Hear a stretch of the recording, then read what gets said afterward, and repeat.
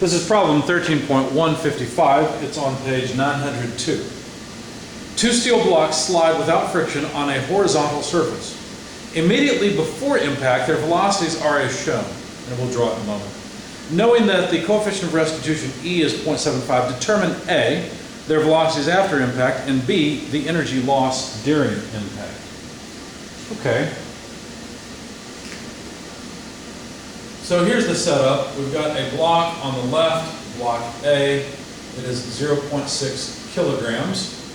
It's moving to the right at 4 meters per second on a frictionless surface of some kind. Block B has a mass of 0.9 kilograms, is moving to the left at 2 meters per second. Okay?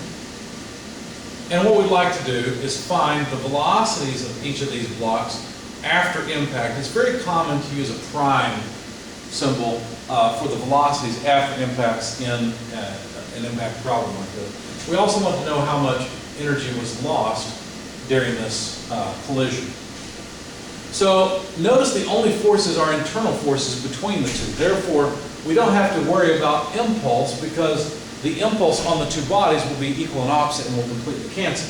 So we'll take the mass of A times the velocity of A before impact plus the mass of B times the velocity of B before impact, and say that's equal to the mass of A times the velocity of A after impact plus the mass of B times the velocity of B after impact. Now don't worry, I realize B is moving to the left and we take the coordinate system positive to the right.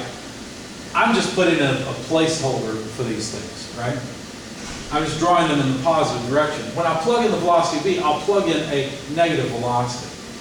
Now, we're basically assuming that A prime, B prime, that both blocks are moving to the right once the impact happens. That may or may not be the case. If we're wrong, we'll find a negative velocity for one of these. So it's fine. It'll be okay. So this is our momentum balance. Equation 2 will be the restitution coefficient equation. Remember what it is? It's the relative velocity of the bodies after impact divided by the negative of the relative velocities of the bodies before impact. Now again, we're dealing with vectors, we're dealing with directions, so you have to be very careful here to observe the signs, the SIGNs of all the terms. If we rearrange this just a bit, we can write that E times VA minus VB is equal to the relative velocity after impact of the two bodies. Okay? So what I'm going to do then is move VA over. In fact, here let's just, we'll do it this way. So E times VA minus VB. We move VA prime over, we'll have plus VA prime equals VB prime. Now look what we can do with that. We can substitute in to the momentum balance. So let's take equation 1 and continue with it. In fact, we'll rewrite it basically. Mass of A, velocity of A, plus mass of B times velocity of B equals mass of A times velocity of A after impact plus mass of B. And here's where we make our substitution. Velocity of B after impact is nothing more than E times VA minus VB before impact plus VA prime. Now what I'd like to do is solve for the unknown, which is the velocity of A after the impact. That's one of the things that we need to find. Okay? So let's just do that. Notice that we'll have MB times this, MB times this. I need to take the product of MB with this term to the other side. So let's just write MAVA plus MBVB. That takes care of these two terms. And now let's take this product to the other side. In other words, minus MBE VA minus VB. Okay, so we've taken care of that term.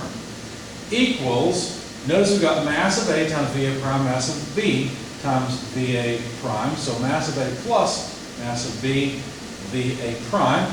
And we realize all we should have done is divided by the multiplier, mass of A plus mass of B on VA prime.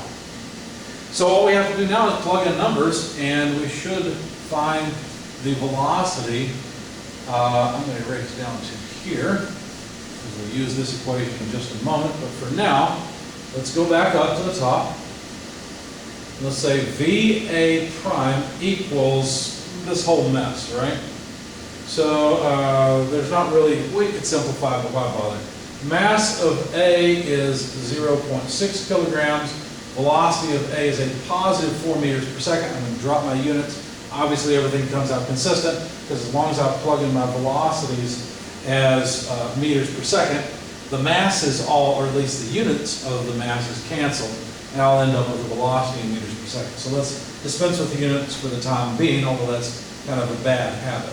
So MAVA I've got here. MBVB, well, the mass of B is 0.9. It would be a mistake to write VB equals 2. It is not 2, it is negative 2. Be careful of the direction, okay?